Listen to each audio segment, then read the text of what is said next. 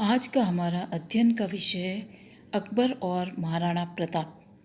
महाराणा प्रताप जिनका जन्म 9 मई 1540 को हुआ था, उनकी माता जयवंताबाई पाली के अखीराज सोनगरा चौहान की पुत्री थी।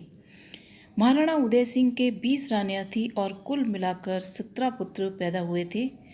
प्रताप उदय सिंह के सबसे बड़े पुत्र थे, किंतु अपनी मृत्यु के पूर्व अपनी भटियानी रानी के प्रभाव में आकर उदय सिंह ने उसके पुत्र जगमाल को अपना उत्तराधिकारी मनोनीत कर दिया था।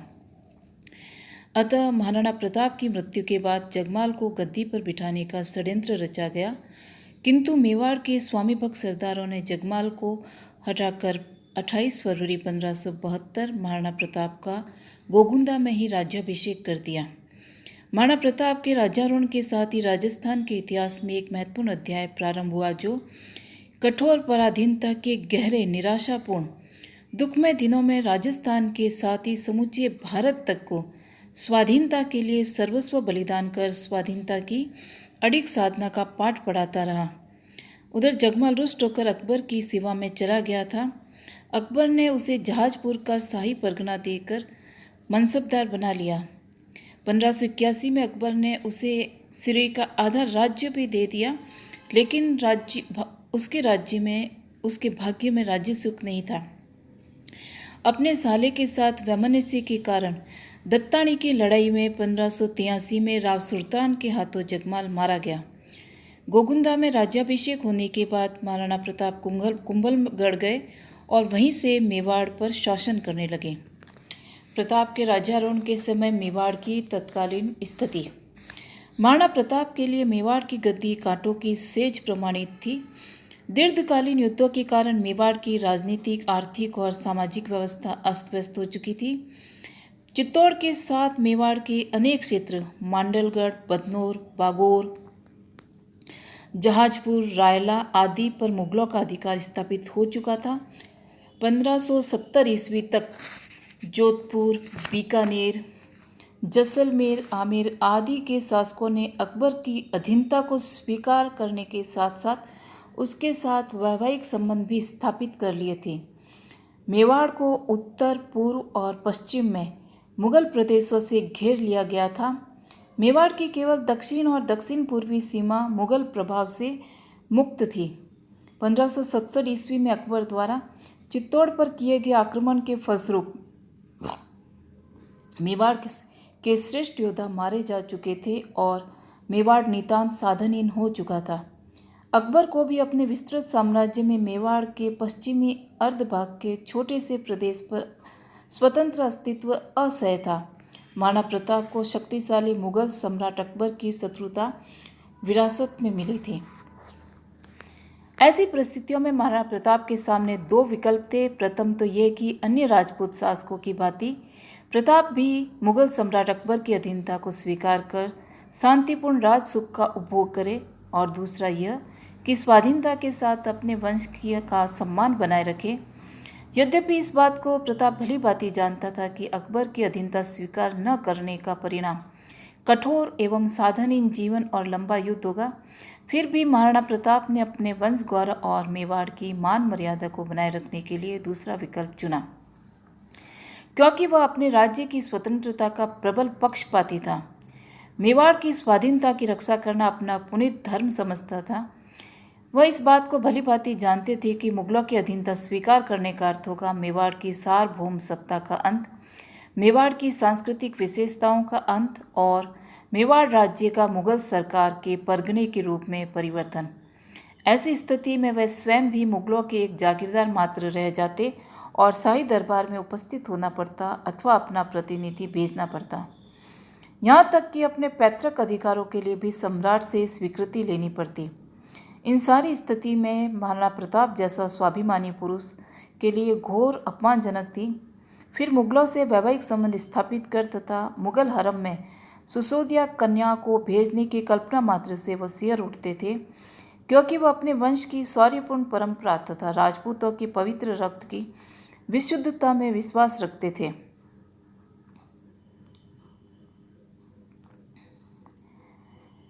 अपने कुल पर कलंक का टीका लगाने वाले वह प्रथम व्यक्ति कदापि नहीं बनना चाहते थे। अतः युद्ध की तैयारी के अतिरिक्त प्रताप के पास कोई अन्य विकल्प नहीं था। प्रताप ने बड़े आत्मविश्वास के साथ युद्ध की तैयारी प्रारंभ कर दी।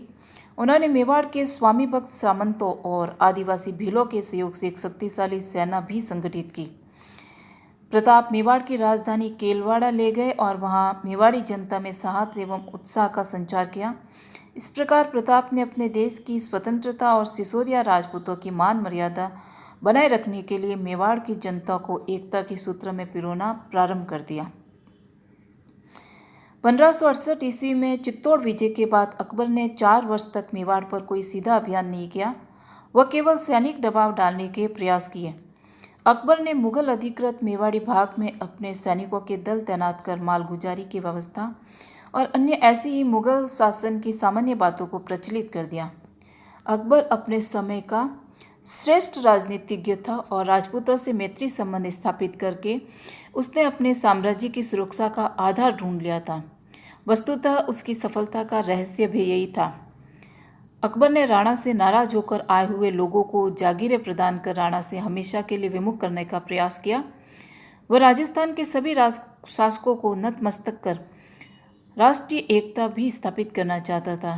चित्तौड़ विजय के 4 वर्ष तक मेवाड़ के प्रति उदासीन रहने के संबंध में डॉक्टर गोपीनाथ शर्मा का कहना है कि इसका मुख्य कारण प्रताप को यह सोचने का पर्याप्त समय देना चाहता था कि दिल्ली के बादशाह के साथ मैत्री स्थापित करना उसके हितों के अनुकूल है या प्रतिकूल। किंतु डॉक्टर शर्मा का यह कथन तर्कसंगत नहीं है। प्रताप ने तो बाल्यावस्था से ही मुगलों का विरोध करना ही सीखा था और मुगल विरोधी नीति तो उसे विरासत में मिली थी। प्रताप के सामने उन राजपूत शासकों का उदाहरण भी विद्यमान था जिन्होंने अकबर की अधीनता को स्वीकार कर अपनी बहन बेटियों को मुगल हरम में भेजा था, जिसके फलस्वरूप वे सुख शांति और संपन्नता का उपभोग कर रहे थे। दूसरी ओर उसके सामने अपने पिता की मुगल विरोधी नीति का परिणाम भी विद्यमान था, जिसमें वह अभी तक घने जंगलों और पहाड़ों की खाक छानता फिरता था। अतः उसके सामने मुगलों से मैत्री करने और शत्रुता रखने दोनों के परिणाम उपस्थित थे। ऐसी स्थिति में भी प्रताप को न तो सोचने के लिए समय की आवश्यकता थी और न अकबर को ही कोई समय दिया, बल्कि चित्तौड़ विजय के बाद से ही अकबर रणथंभौर अभियान में व्यस्त रहा और तत्पश्चात वह अजमेर के ख्वाजा मोइनुद्दीन चिश्ती की दरगाह पर ज़ियारत करने चला गया और वहाँ से नागौर गया, जहाँ के नागौर दरबार में राजस्थान के अन्य राजपूत शासकों ने उपस्थित होकर उसकी अधीनता स्वीकार कर ली। तत्पश्चात अकबर जोधपुर के शासक चंद्रसेन के विरुद्ध अभियान में उलझ गया था, अतः उसे मेवाड़ की तरफ ध्यान देने का अवसर ही नहीं मिला था। प्रताप को समझाने के अकबर के प्रयास। तब तक अनेक राजपूत शासकों ने अकबर की अधीनता को स्वीकार कर लिया था। केवल महाराणा प्रताप ही एक ऐसे बचे थे जो कि अपनी स्वाधीनता का शंखनाद कर रहे थे। संभवतः अकबर को भी प्रताप के विचारों की जानकारी थी, फिर भी अकबर ने अपनी सैन्य शक्ति का प्रयोग करने से पहले प्रताप को समझा बुझाकर अपनी अधीनता स्वीकार करने का प्रयास किया, ताकि शांतिपूर्ण उपायों से वह राजस्थान में अपनी सर्वोच्चता स्थापित कर सके। अतः राणा प्रताप के राज्याभिषेक के 4 माह बाद ही अकबर ने अपने विश्वसनीय एवं वाक्चतुर दरबारी जलाल खां के नेतृत्व में पहला दूत मंडल प्रताप के पास भेजा, लेकिन जलाल खां को अपने उद्देश्यों में सफलता प्राप्त नहीं हो पाई। तत्पश्चात अकबर ने सोचा कि राणा प्रताप की ही जाति एवं धर्म का प्रभावशाली व्यक्ति इस काम के लिए उपयुक्त सिद्ध हो सकता है। अतः अप्रैल 1573 ईस्वी अकबर ने आमेर के राजकुमार मान सिंह को प्रताप से संपर्क स्थापित करने के लिए उदयपुर जाने का आदेश दिया। मान सिंह डूंगरपुर विजय के पश्चात सुलंबर के मार्ग से उदयपुर पहुंचा और जून 1573 ईस्वी राणा प्रताप से उदय सागर की पाल पर भेंट की। हालांकि डॉक्टर गोपीनाथ शर्मा के अनुसार ये भेंट गोगुंदा में हुई थी, जबकि श्री आशीर्वाद लाल श्रीवास्तव के अनुसार ये भेंट उदयपुर में ही हुई थी। प्रताप ने अपने अतिथि का परंपरागत ढंग से स्वागत किया। मान सिंह ने प्रताप को समझाया कि वह अकबर की सर्वोच्च स्वाधीनता को स्वीकार कर ले और सम्राट से मैत्रीपूर्ण संबंध स्थापित करने के लिए शाही दरबार में उपस्थित हो जाए, लेकिन प्रताप ने मानसिंह के प्रस्ताव को अस्वीकार कर दिया।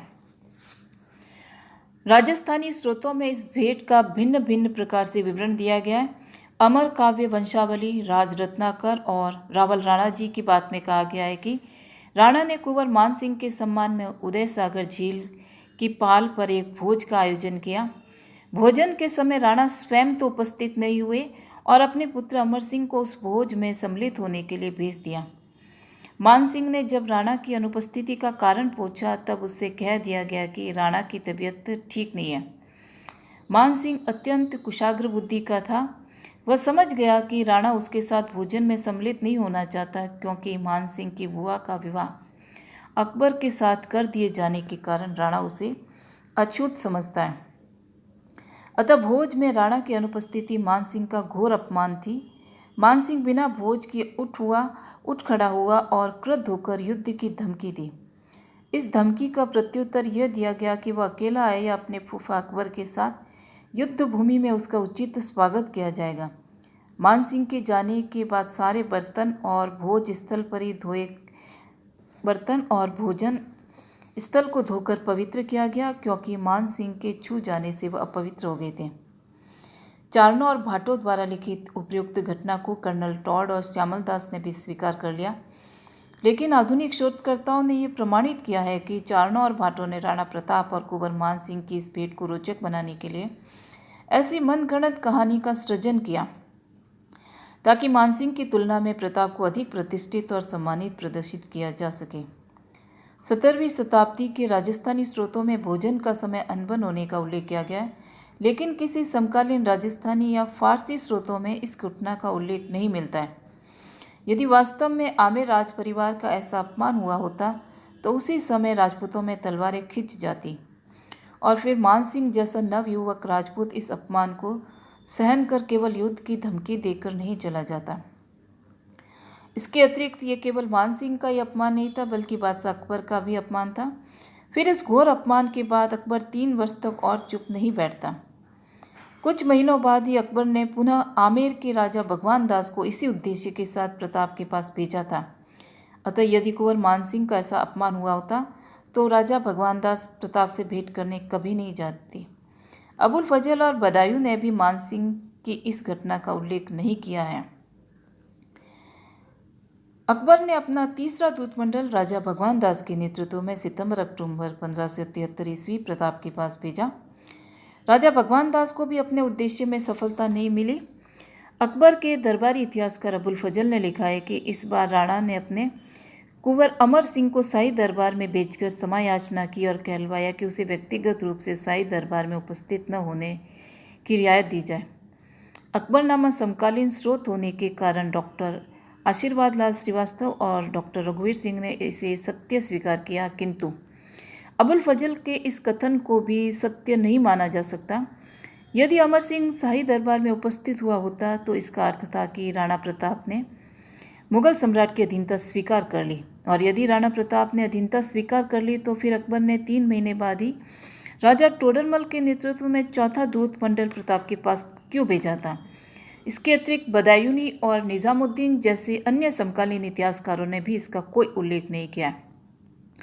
स्वयं अकबर के उत्तराधिकारी जहांगीर ने लिखा है कि 1615 ईस्वी से पूर्व मेवाड़ के शासक का कोई ज्येष्ठ पुत्र शाही दरबार में उपस्थित नहीं हुआ था।